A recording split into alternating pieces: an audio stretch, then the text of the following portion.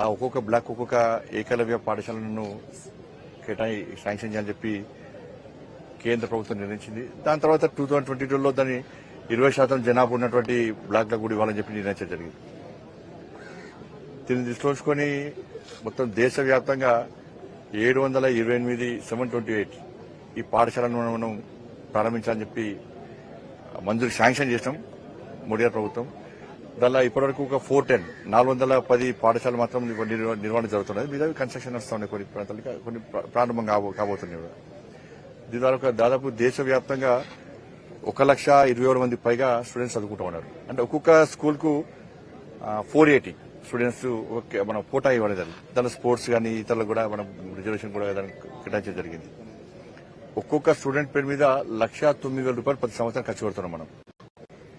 Building construction కూడా 38 crores ఖర్చు పెడుతున్నాం మనం.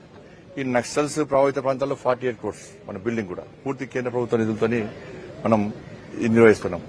ఇక తెలంగాణ రాష్ట్రానికి వస్తే 23 ఏకలవ్య పాఠశాలలు ఉన్నాయి ఇక్కడ. 23 దానిలో దాదాపు ఆదివాసీ ప్రాంతాల్లో గిరిజన ప్రాంతాల్లో చదువుకున్న పిల్లలను కూడా వాళ్ళు కూడా మార్పు తీసుకురావాలి.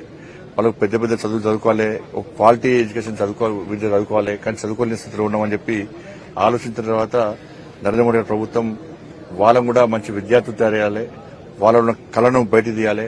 కొంతమంది స్పోర్ట్స్ విషయంలో కానీ రకరకాల వాళ్ళ నైపుణ్యాన్ని బట్టి వాళ్ళకి మేము పేదోళము, మేము చదువుకోలేము అన్నటువంటి ఒక మానసిక ధోరణి అవుతుందో దాన్ని తీసేయాలని, విద్యార్థుల కూడా అటువంటి ఆలోచన ఉండకుండా వాళ్ళని కూడా ఈ స్థాయి తీసుకురావాలి, మన సమాన స్థాయి తీసుకురావాలని చెప్పే ఉద్దేశంతో అన్ని ఫెసిలిటీస్ తోని మనం ఇలా ఈ పాఠశాల నిర్వహిస్తున్నాం. కాబట్టి నరేంద్ర మోడీ గారి యొక్క ఆదేశం మేరకు దేశంలో ఉన్న ప్రతి ఎంపీ కూడా వాళ్ళ ప్రాంతంలో ఉన్నటువంటి ఏకలవ్య ఈ పాఠశాలను సందర్శించాలి, అక్కడ సమస్యలను తెలుసుకొని వాటి ఇంకా మెరుగైన దిశగా మనం తయారు చేయాలి వాటిని అన్న ఉద్దేశంతో ఈరోజు ఈ పాఠశాల రావడం జరిగింది. ఇవాళ నా పార్లమెంట్ నియోజకవర్గానికి సంబంధించి 2 పాఠశాలలు ఉన్నాయి. ఒకటేమో ఈ కోనరాపేట మరిమడ్ల, ఇంకోటి ఎల్లారెడ్డిపేటలో దుమాల.